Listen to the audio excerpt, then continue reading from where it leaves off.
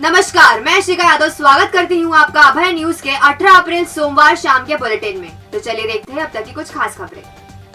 इस बुलेटिन के प्रायोजक है आरके डेवलपर्स। शानदार घर खरीदें अब अपने बजट में।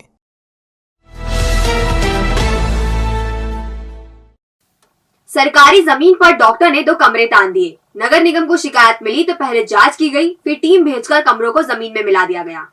देसाई नगर में डॉक्टर ऋषभ जैन का बंगला निर्माणाधीन है। जैन ने अपनी जमीन के साथ पड़ोस में ही खाली पड़ी सरकारी जमीन पर भी 2 कमरे तान दिए। मामले की शिकायत सीएम हेल्पलाइन में हुई तो सोमवार को दोनों कमरों को नगर निगम की टीम ने जमींदोज कर दिया। संपत्ति निरीक्षक मीनाक्षी शर्मा के नेतृत्व में यह कार्रवाई की गई। इधर डॉक्टर ऋषभ जैन और उनकी पत्नी ने आरोप लगाया कि नगर निगम ने कार्रवाई से पहले उन्हें सूचना नहीं दी। सोमवार को ही नोटिस जारी किया और सोमवार को ही नगर निगम की टीम मौके पर पहुंच गई और कमरे तोड़ने की कार्रवाई शुरू कर दी, जबकि इस जमीन पर निर्माण के लिए उन्हें विकास प्राधिकरण के अधिकारियों ने मौखिक स्वीकृति दी थी। बता दें कि सोमवार सुबह भी निगम ने कंट्रोल रूम के पास स्थित बिल्डिंग में भी तोड़फोड़ की कार्रवाई की थी। यहाँ भी निगम अधिकारियों को जमकर विरोध का सामना करना पड़ा। बहरहाल निगम अधिकारियों का कहना है कि उन्होंने नियमानुसार कार्रवाई की है। अभी हाल 10 मिनट पहले चौकीदार का फोन आया था कि कोई कुछ वो चिपका रहे हैं नोटिस, तो मैंने कहा हम आके देख लेते हैं थोड़ी देर से। जब तक यहाँ पे आए तब तक वो तोड़ चुके। भुगतान नहीं होने से चरक अस्पताल के वेंडर परेशान हो रहे। इसके चलते वेंडर सिविल सर्जन से मिलने पहुंचे।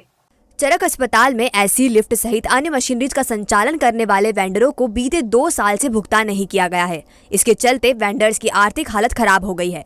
इसी के चलते एसी वेंडर ओम प्रकाश दुबे सहित उनके कर्मचारी civil surgeon doctor PN Verma से मिलने पहुंचे। वेंडर ओम प्रकाश दुबे ने बताया कि मार्च एंडिंग में भोपाल मुख्यालय से भुगतान करने के लिए 70 लाख रुपए की राशि आई थी, लेकिन सिविल सर्जन की लापरवाही की वजह से राशि लैप्स हो गई। सिविल सर्जन की लापरवाही वेंडर को काम बंद करने के लिए मजबूर कर रही है। सर, मांग ये है, ये लोग 1 अप्रैल 21 से ऑपरेशन मेंटेनेंस कंप्लीट कर रहे हैं। इसके बावजूद भी चरक हॉस्पिटल का हेल्थ डिपार्टमेंट से एक पैसा भी न पेमेंट मिला है, न ही कोई एडवांस मिला है, ताकि प्लांट का ऑपरेशन मेंटेनेंस भी कर सकें। सर, ये हॉस्पिटल का पहले था director of health services, it was transferred by national health mission. Sir, ये क्यों नहीं कर रहे हैं, ये तो सिविल सर्जन जाने। इनको कई बार रिप्रेजेंटेशन देने के बाद भी इन्हें कोई सुनवाई नहीं करी। ऊपर से धौंस देते हैं, ये नहीं करोगे, ऐसा नहीं करोगे, हम ये कर देंगे, हम वो कर देंगे। सर, बीच में जो फंड आया था एक बार करीब 80 या 90 लाख रुपए, उस पर सिविल सर्जन अंगूठा लगाने भी नहीं आया कंप्यूटराइज पे, ताकि पेमेंट हो सके।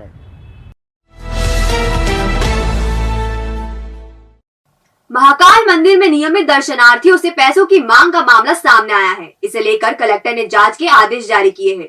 दर्शनार्थियों का आरोप है कि मंदिर में हरिओम जल चढ़ाने वाले श्रद्धालुओं के साथ छल किया जा रहा है। पुराने श्रद्धालुओं को छोड़कर नए श्रद्धालुओं को जल चढ़ाने की अनुमति दी जा रही है। उन्होंने अध्यक्ष पर भी गंभीर आरोप लगाए हैं। महाकाल मंदिर में भस्म आरती के बाद नियमित दर्शनार्थी हरिओम जल चढ़ाते हैं, लेकिन इन दिनों इन दर्शनार्थियों की आस्था के साथ खिलवाड़ हो रहा है। आरोप है कि पहले तो कोरोना के चलते महाकाल मंदिर में नियमित दर्शनार्थियों की एंट्री बंद की गई। अब जब ये व्यवस्था चालू की गई तो नई सूची में नए श्रद्धालुओं के नाम जोड़ दिए गए और जो दशकों से हरिओम जल चढ़ा रहे हैं उन्हें सूची में स्थान ही नहीं दिया गया। सूची में नाम जोड़ने के लिए 2000 रुपए की मांग की जा रही है। नव नियुक्त अध्यक्ष द्वारा पूरा षड्यंत्र रचा जा रहा है। अभी कोरोना की वजह से बंद कर दिया, तो अब हम सब आई रही है भाई, तो यूँ किया कि 2-2000 रुपये दो और आपका नाम लिखाओ और फिर बस आरती चालू। हम 3:30 बजे भी आते थे, 3 बजे, सावन महीने 2:30 बजे आते थे, फिर न्यूज 3:30 पौना 4 बजे आते थे। 1 बजे सावन। हाँ, क्या बोलते हैं हरिओम जल। हाँ, हरिओम में आते थे। कितने लोग थे टोटल? हम कम से कम 35 जनी थी और 25-20 एक आदमी भी था। 4 बजे आता था यहाँ पे और उसके बाद में हरिओम जल होता था, हरिओम करते थे। पर मेरे ये 2-4 जनों ने नाम कटवा दिया, बोले ये नए हैं, और पुराने लोगों को बाहर कर दिया और नए लोगों को अंदर कर दिया, जिसमें 4-5 जनों का तो बिल्कुल बेचारी बई होना, ये इनके भी नाम ने मांगी लाल जी है, वो मेरे से भी पुराने, उनका भी बाहर कर दिया। दिव्या वकील, वो अध्यक्ष महोदय बनी है और उसने तो अभी आएगा, तुम्हारा नाम आएगा, उसने मेरे सब सामान मिले, पर अभी तक कोई नाम पता का ठिकाना ही नहीं। वार्षिक शुल्क देने को तैयार है, लेकिन हमको भी अनुमति दी जाए। उस समय जब हमारी जो संख्या थी उसमें जो लोग तैयार नहीं हुए थे तो उनके नाम नहीं लिखे गए थे कि अगर शुल्क देना पड़ा तो, और जो लोग तैयार थे उनके सबके नाम लिख दिए गए थे। देखिए, आपके द्वारा ये मामला मेरे संज्ञान में लाया गया है। निश्चित रूप से इसकी विधिवत जांच कराई जाएगी। अभी तक ऐसा कोई मामला मेरे संज्ञान में आया नहीं है, लेकिन फिर भी जिन्होंने शिकायत करी है उनको समक्ष में बुला के बातचीत करेंगे। अगर ऐसी कोई भी चीज़ निकलेगी कि किसी के द्वारा कोई मांग करी गई है या कोई इस प्रकार की चीज़ करी गई है, तो हम लोगों के द्वारा FIR उसके खिलाफ में दर्ज कराई जाएगी। इंदौर रोड के रामवासा में स्थित टोल प्लाजे के पास एक तेज रफ्तार बस ने एक सिंगर की बाइक को टक्कर मार दी। टक्कर इतनी भीषण थी कि सिंगर ने मौके पर ही दम तोड़ दिया। हादसे में एक अन्य युवक भी गंभीर तौर पर घायल हुआ है। उसे उपचार के लिए जिला अस्पताल में भर्ती कराया गया है। निनोरा कांकड़ पर रहने वाला 35 साल का बलराम पिता रतन लाल और मक्सी रोड निवासी मुन्ना लाल सोमवार दोपहर उज्जैन से निनोरा की तरफ जा रहे थे। इसी दौरान पीछे से तेज रफ्तार बस ने उनकी बाइक को टक्कर मार दी। दुर्घटना में मुन्ना लाल की मौके पर ही मौत हो गई, जबकि बलराम को गंभीर हालत में जिला अस्पताल में भर्ती कराया गया है। बाइक मुन्ना लाल चला रहा था।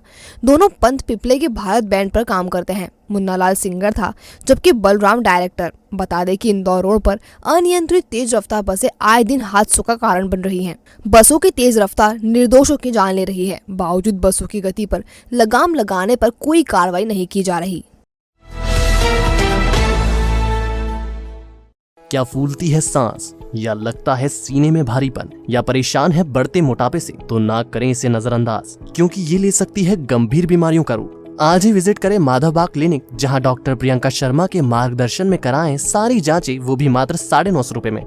माधवबाग क्लिनिक पर पाएंगे आप मॉडर्न इन्वेस्टिगेशन, बिना सर्जरी, ब्लॉकेज रिवर्सल, आहार विहार थेरेपी, पूर्णतः आयुर्वेदिक उपचार, शुगर मरीज का इंसुलिन बंद कराएं आयुर्वेदिक पद्धति से।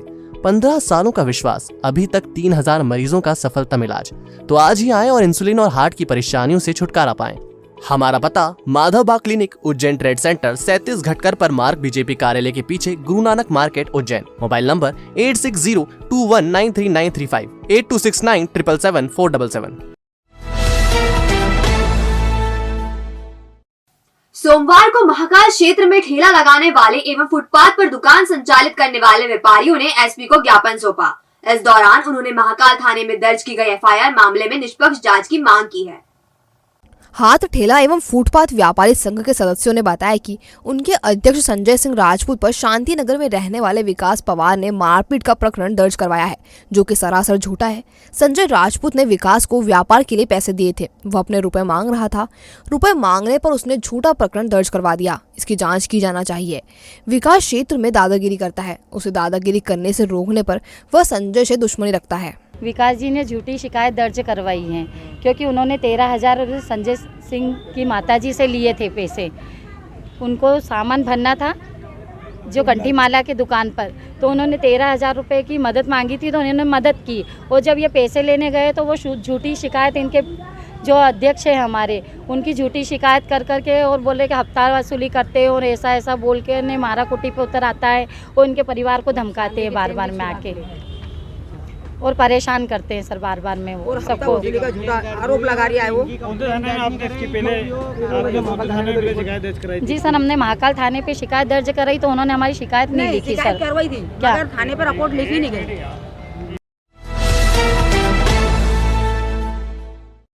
कलेक्टर आशीष सिंह ने लंबित राजस्व प्रकरणों को लेकर जमकर नाराजगी जाहिर की। कलेक्टर ने तय कर दिया कि 15 अगस्त तक सारे प्रकरणों का निराकरण कर दिया जाए। दरअसल टाइम लिमिट की बैठक में कुल 992 प्रकरण विभिन्न राजस्व अदालतों में ऐसे लंबित पाए गए जो 6 महीने से अधिक पुराने थे। कलेक्टर ने तहसीलदारों से पूछा कि इन प्रकरणों को कब तक निराकृत करेंगे। कलेक्टर ने इसके लिए डेडलाइन तय कर दी। अफसरों ने लंबित प्रकरणों का निराकरण 15 अगस्त तक किसी भी स्थिति में करने का भरोसा दिया। डायवर्शन की बकाया वसूली की समीक्षा की। कई तहसीलों में वसूली ठीक नहीं होने पर कलेक्टर ने असंतोष जताया। कलेक्टर ने बकाया वसूली के लिए समय नहीं देने व समय सीमा में राशि वसूल करने का आदेश दिया। डायवर्शन राशि जमा नहीं करने पर बकायेदारों की संपत्ति कुर्क करने का कहा गया।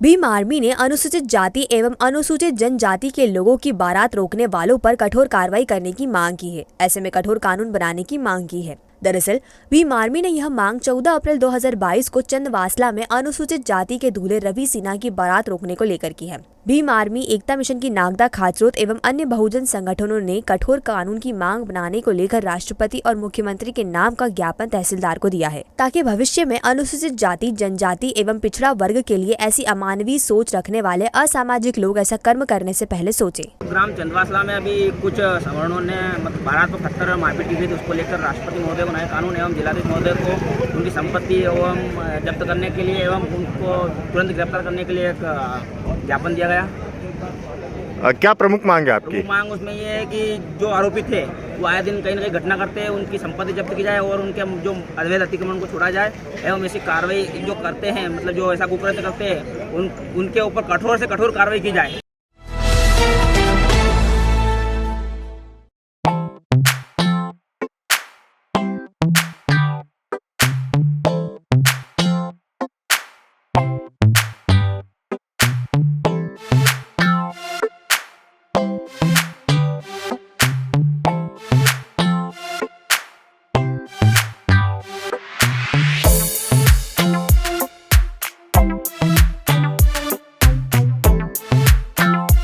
Glamour beauty salon, cosmetic and jewellery, जहां आप पाएंगे प्रोफेशनल फीमेल आर्टिस्ट द्वारा party makeup, bridal makeup, facial, manicure, pedicure, hair treatment, skin treatment, साथ ही ब्रांडेड कॉस्मेटिक और ज्वेलरी न्यूनतम शुल्क पर। पार्लर ट्रेनिंग और परफेक्ट होने पर जॉब की भी guarantee. Opening offer, keratin, hair spa, cosmetics और ज्वेलरी पर 40% की छूट। तो आज ही विजिट करें अब नए स्वरूप में। हमारा नया पता 93 गोंदा चौकी, गुरु मंदिर के पास, उज्जैन। और अब खबरें दे दनादन।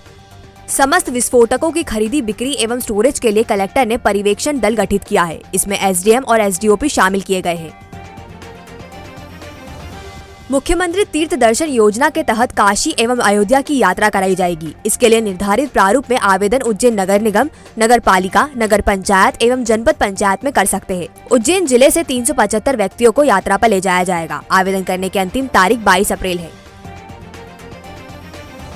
सीएम शिवराज सिंह चौहान ने आगर मालवा के शहीद अरुण शर्मा को श्रद्धांजलि अर्पित की है। जम्मू कश्मीर के पदस्थ अरुण शर्मा मुठभेड़ में शहीद हो गए थे।